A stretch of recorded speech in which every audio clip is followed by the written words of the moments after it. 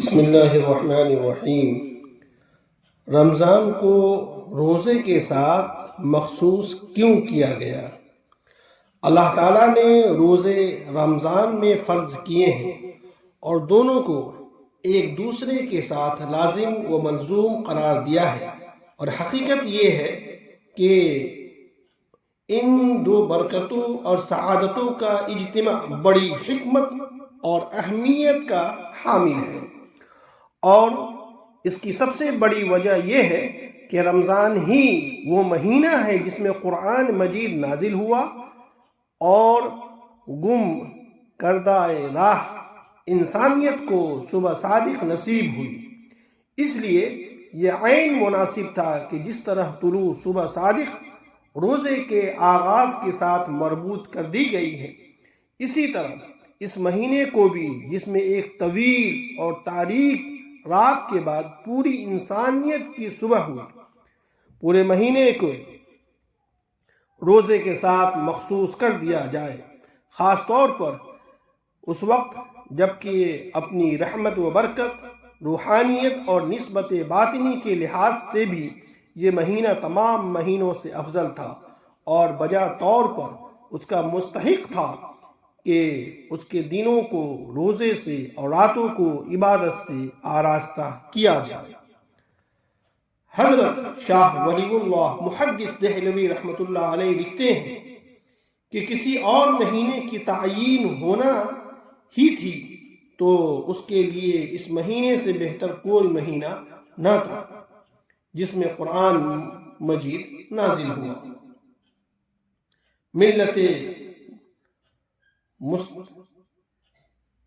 کی بنیاد مستحکم ہوئی،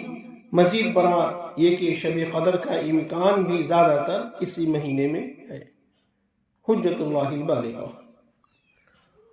روزہ اور قرآن کے درمیان بہت گہرا تعلق اور خصوصی مناسبت ہے، اور اسی لیے حضور صلی اللہ علیہ وسلم رمضان میں تلاوت کا زیادہ سے زیادہ اہتمام فرماتے تھے۔ ابن عباس رضی اللہ تعالی عنہ راوی ہیں کہ رسول اللہ صلی اللہ علیہ وسلم سب سے زیادہ سخی تھے، لیکن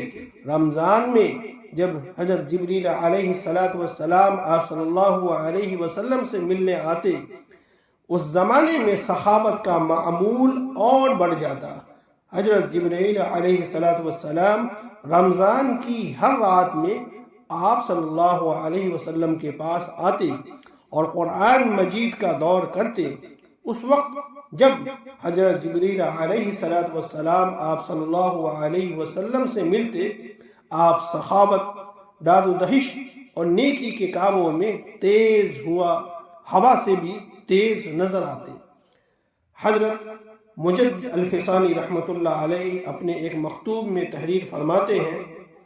اس مہینے کو قرآن مجید کے ساتھ بہت خاص مناسبت ہے، اور اسی مناسبت کی وجہ سے قرآن مجید اسی مہینے میں نازل کیا گیا۔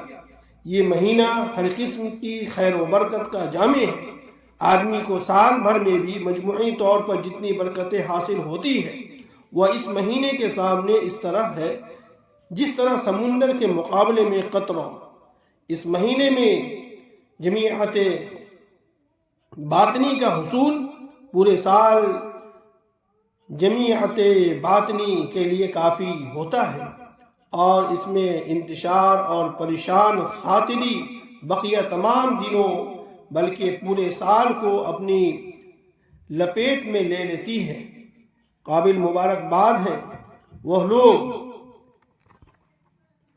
جن سے یہ مہینہ راضی ہو کر گیا، اور ناکام و بد نصیب ہے وہ جو اس کو ناراض کر کے ہر قسم کے خیر و برکت سے محروم ہو گئے۔ ایک دوسرے مکتوب میں فرماتے ہیں، اگر اس مہینے میں کسی آدمی کو اعمال صالحہ کی توفیق مل جائے تو پورے سال یہ توفیق اس کے شامل حال رہے گی، اور اگر یہ مہینہ بے دلی، فکر و تردد اور انتشار کے ساتھ گزرے تو پورا سال اسی حال میں گزرنے کا اندیشہ ہے۔ حضرت ابو ہریرہ رضی اللہ تعالی عنہ حضور صلی اللہ علیہ وسلم سے روایت کرتے ہیں،